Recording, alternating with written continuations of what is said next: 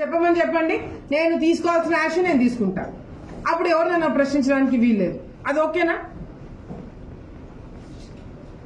అంటే మీరు మమ్మల్ని బద్నాం చేయడానికి మీరు ఇష్టం వచ్చినట్టు మీరు గేమ్స్ ఆడతారా?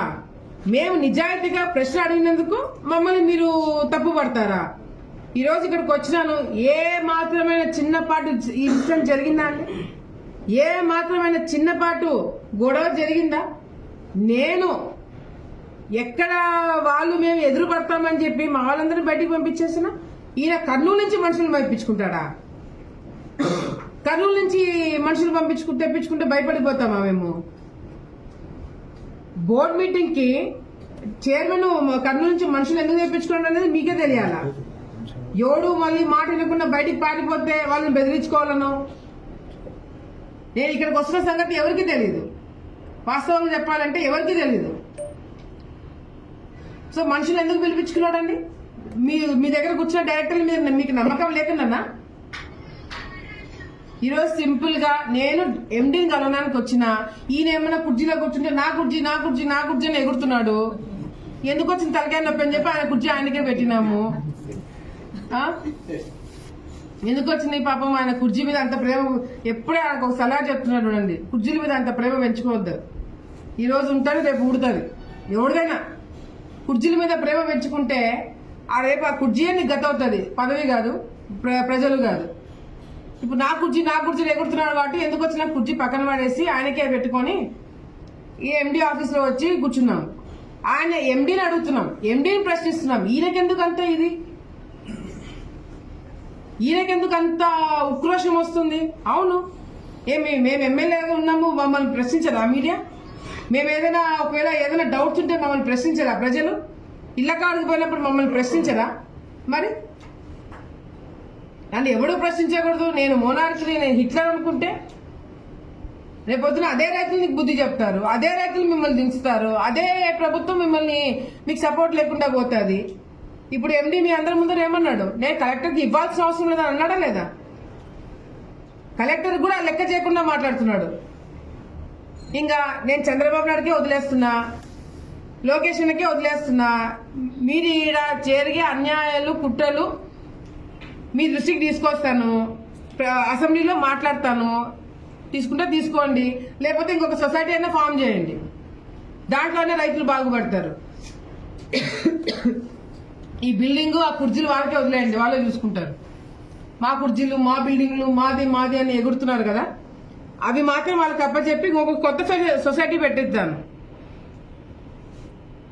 సో మెయిన్ గా 3 పాయింట్స్ ఇక్కడికి రావడానికి. ఒకటి, కోరం లేకుండా బోర్డు మీటింగ్ జరిగింది. రెండోది, డైరెక్టర్లని రద్దు చేయడం కాదు, సొసైటీలను రద్దు చేస్తున్నారంట. ఇది రెండో పాయింట్ అడగడానికి వచ్చినాము. మూడోది, ఈ మధుసూదన్ రెడ్డిని ఎందుకు ఇంతవరకు జనరల్ బాడీ మీటింగ్ అటెండ్ కాకపోయినా కూడా ఎందుకు అతని మీద యాక్షన్ తీసుకోలేదు? సో దీనికి మాకు నోటీసులు ఇచ్చినారు, మేమేదో డబ్బులు కట్టాలని. ఆ డబ్బులు ఎందుకు మేము కట్టలేకపోయినామో 5 సంవత్సరాలు మీరు నాకు ఎందుకు నోటీస్ ఇవ్వలేదు?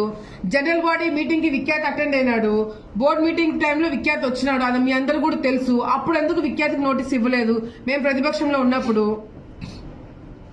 అసలు నువ్వు చైర్మన్ గా ఎట్లా ఎక్కినావు?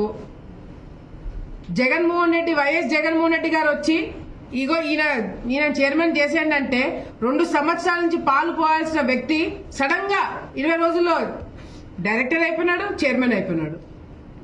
2 సంవత్సరాల నుంచి విఖ్యాత్ ఈ రోజు పాలు పోస్తున్నాడు, ఎలిజిబుల్ అవుతాడు కాబట్టి విఖ్యాత్ని సస్పెండ్ చేయడానికి పెట్టినాడు. మిగతా డైరెక్టర్లు ఎవరైతే విఖ్యాత్కి సపోర్ట్ చేస్తున్నారో వాళ్ళ సొసైటీలు మాత్రమే రద్దు చేయడానికి పెట్టినాడు. ఇదేంది ఇది? అంటే మీరు ఇవన్నీ చేస్తూ పోతుంటే మేము చూస్తూ కూర్చుంటామా?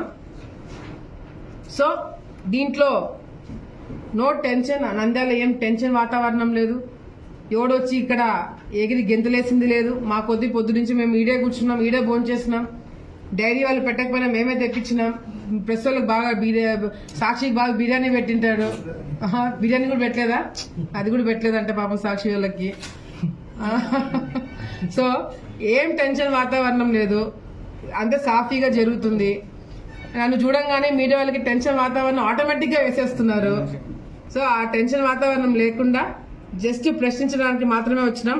గతంలో ఎట్లా ప్రశ్నించినాము ప్రతిపక్షంలో, ఇప్పుడు కూడా ప్రశ్నిస్తున్నాము. దానికి ఏదైనా సొల్యూషన్ వస్తే రైతులు ప్రజలు బాగుపడతారు. ఇంకా ఏదైనా మీడియాలో అడగాలంటే అడగండి. నేను ఇప్పుడు కూడా చెప్తున్నా, నాకు ఒకటి సమాధానం కావాలా. ఈ 5 సంవత్సరాలు ప్రతిపక్షంలో మేమున్నాము, వాళ్ళు అధికారం పార్టీలో ఉన్నారు, ఈయన చైర్మన్ గా ఉన్నాడు. ఎందుకు 5 సంవత్సరాలు వీళ్ళు అధికారంలో ఉన్నా కూడా మాకు ఎందుకు నోటీసులు ఇవ్వలేదు? లేదు చూపించమని ఒకటి అదే చెప్తున్నా. భూమా నారాయణ రెడ్డి గారికి నోటీసులు ఇచ్చినారంట. మేము డబ్బులు కట్టాలనుకుంటే ఆయనకి ఎందుకు నోటీసులు ఇవ్వాలా? జగత్ డైరీలో నారాయణ రెడ్డి గారు లేరు కదా. సో ఆయనకి ఇస్తే సరిపోతుందా? మాకు ఇవ్వాల్సిన అవసరం లేదు. ఆయన స్వహస్త్రాలతో ఇవ్వండి, ఏం ప్రాబ్లం లేదని చెప్పేసి అది చూపించినాడే. దాని తర్వాత ఆయనకి నోటీస్ ఇచ్చినట్టు ఆయన రిసీవ్డ్ కాపీ చూపెట్టాలి కదా. ఆయన నోటీస్ ఇచ్చారో ఎట్లా తెలుస్తుంది నాకు? ఇప్పుడు 5 సంవత్సరాలు వాళ్ళ అధికారంలో ఉన్నారు. నా గురించి ప్రెస్ మీట్లు పెట్టి, నేను ఆ రోజు శిల్పా రవి గురించి నేను ప్రెస్ మీట్ పెట్టినప్పుడు దాన్ని మేము వచ్చి డిబేట్ లో పాల్గొంటామని చెప్పినప్పుడు నా వేదన ఉంటే బయట పెట్టమని చెప్పినా కదా. చెప్పినానా లేదా? నేను అక్కడికి చెప్పిన ఆలగడ్డ నియోజకవర్గం వైసీపీ నాయకులకి, నంద్యాల నియోజకవర్గం వైసీపీ నాయకులకి మంచి అవకాశం, నాకు ఏదైనా ఉంటే బయట పెట్టండి అని చెప్పినాను కదా. ఆ రోజు ఎందుకు పెట్టలే బయట? ఆ రోజు ఈ 5 సంవత్సరాలు, ఒక నిమిషం, 5 సంవత్సరాల్లో నాకు ఒక్క నోటీస్ నా పేరు మీద కానీ విఖ్యాత్ పేరు మీద కానీ ఎందుకు నోటీస్ ఇవ్వలేదు? First point. రెండోది, భూమా నారాయణ రెడ్డి గారికి ఇచ్చామని చెప్పి అంటున్నారు. ఆయన రిసీవ్డ్ కాపీ ఉంటుంది కదా, అది చూపించమని చెప్పండి. రెండోది, రూల్స్ ప్రకారంగా జగత్ డైరీ డబ్బులు కట్టాలన్నప్పుడు జగత్ డైరీకి మీరు ఇవ్వాలా? జగత్ దగ్గరికి ఇచ్చినారంట మేడం. జగత్ ఎమ్మెల్యే ఆఫీస్ కూడా నా పేరు మీద 5 సంవత్సరాల్లో నేను ప్రతిపక్షంలో ఉన్నప్పుడు నాకు ఇచ్చారేమో చూపించండి. ఎప్పుడైతే అధికారంలోకి వచ్చిన తర్వాత విజయ డైరీ చైర్మన్ మారుస్తున్నాము అనే టాపిక్ వచ్చిందో అప్పుడు విఖ్యాత్ బకాయి ఉన్నాడని చెప్పి అప్పుడు టాపిక్ వచ్చింది. Vikhyat general body meeting attend అన్నాడు కదా ప్రతిపక్షంలో ఉన్నప్పుడు. ఆయన చైర్మన్ ఉన్నప్పుడు విఖ్యాత్ అటెండ్ అయినప్పుడు జనరల్ బాడీ మీటింగ్ లో ఎందుకు పెట్టలేదండి? మేము బకాయిలు ఉన్నాం ఎందుకు చెప్పలేదు? అధికారం పార్టీలోకి మేము వచ్చిన తర్వాత మేము ఎప్పుడైతే చైర్మన్ ఆయన మార్చాలని చెప్పి డిస్కషన్ జరుగుతుందని ఆయన తెలుసుకొని ఆయన బకాయిలు ఉన్నాయని చెప్పి మొత్తుకున్నాడే తప్ప ముందెందుకు చెప్పలేదు? బకాయిలు ఉన్నాయా లేదా మేడం? మాకైతే లేవు. ఇంకొకటి మీకు బయలో నా దగ్గర ఇప్పుడు లేదు కానీ యాజ్ పర్ ఇంకొకటి వీళ్ళ బయలో ప్రకారమే ఏదైనా డ్యూస్ ఉంటే కొత్త చైర్మన్ ఎక్కడానికి లేదు. కొత్త డ్యూస్ ఉంటే చైర్మన్ ఎక్కడానికి లేవని వీళ్ళ బయలో ఉంది. అది కూడా నేను తీసి చూపిస్తా. సో బకాయిలు ఉన్నప్పుడు ఈ చైర్మన్ ఎట్లెక్కినాడు? బకాయి ఉందని చెప్పేసి డిఫాల్టర్ అని చెప్పేసి సస్పెండ్ చేసింది ఎవరిని? జగత్ విఖ్యాత్ రెడ్డి గారిని. అయితే జగత్ విఖ్యాత్ రెడ్డి గారు కోర్టు పోకుండా డైరెక్టర్ మార్చండిపల్లిలో ఏ పాలకేంద్రం ప్రెసిడెంట్ ఒప్పుకోలేదు. ఏ పాలకేంద్రం ప్రెసిడెంట్ ఒప్పుకోకపోతే గంగుల ఊరికి, ఎందుకంటే వాళ్ళు ఈయన ఇక్కడికి పంపించాలనే తొందరలో వాళ్ళ సొంత ఊర్లో